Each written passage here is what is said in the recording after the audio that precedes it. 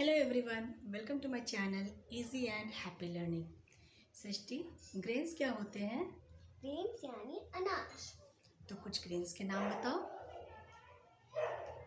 चावल, गेहूँ, चना। इनके इंग्लिश नाम आते हैं? हाँ, आते हैं। चावल को कहते हैं राइस और गेहूँ को कहते हैं व्हीट और चना को कहते हैं ग्राम। Very good. तो आज मैं तुम्हें एक विशेष प्रकार के अनाज यानी दालों के विषय में कुछ बताऊंगी। हमारे देश भारत में कई प्रकार की दालें प्रयोग की जाती हैं।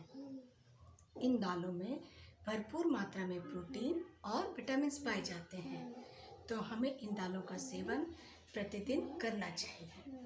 ओके? तो इन दालों के नामकरण इस प्रकार हैं। काबुली चना या छोले, इसे इंग्लिश में चिकपी कहते हैं।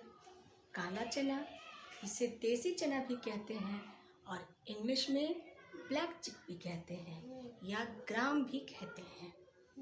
ओके? जब इस ब्लैक चिकपी को या काले चने को दो भागों में बांट देते हैं या स्प्लिट कर देते हैं और इसका छिलका उतार देते हैं, तो हमें जो दाल मिलता है उसे कहते हैं चना दाल। इंग्लिश में कहते हैं स्प्लिट चिकपी या बंगाल ग्राम। ओके? ग्राम से पहले अगर हम ग्रीन को ऐड कर देंगे तो हमें मिलेगा ग्रीन ग्राम, यानी मूंग। साबुत मूंग हरे रंग का होता है, इसलिए इसे हम होल ग्रीन ग्राम कहते हैं।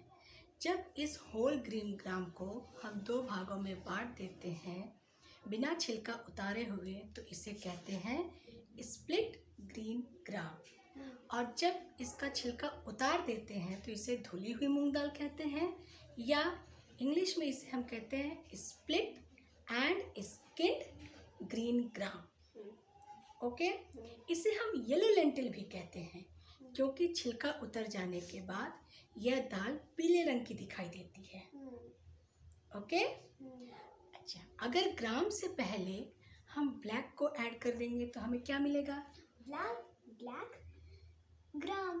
ओके, ब्लैक ग्राम या उड़द होती है और नाम से ही क्लियर है, ब्लैक ग्राम यानी यह काले रंग की होती है।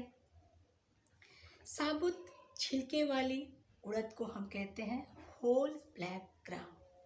जब इस होल ब्लैक ग्राम को हम स्प्लिट कर देते हैं छिलके के साथ, तो इसे कहते हैं स्प्लिट ब्लैक ग्राम।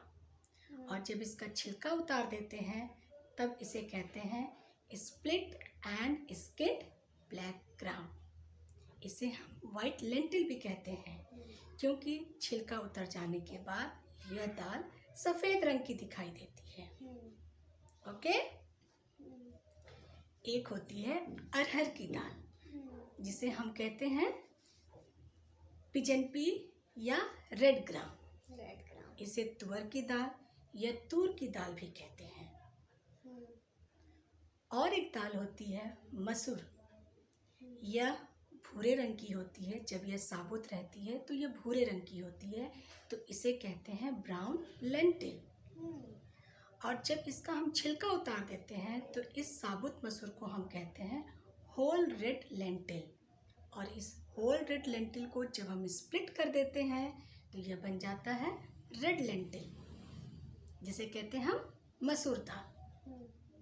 ओके? तो इन सभी दालों की सबसे प्रमुख विशेषता यह है कि आंच पर पकने के बाद भी इनमें मौजूद जो पौष्टिक तत्व हैं वो नष्ट नहीं होते हैं। ओके?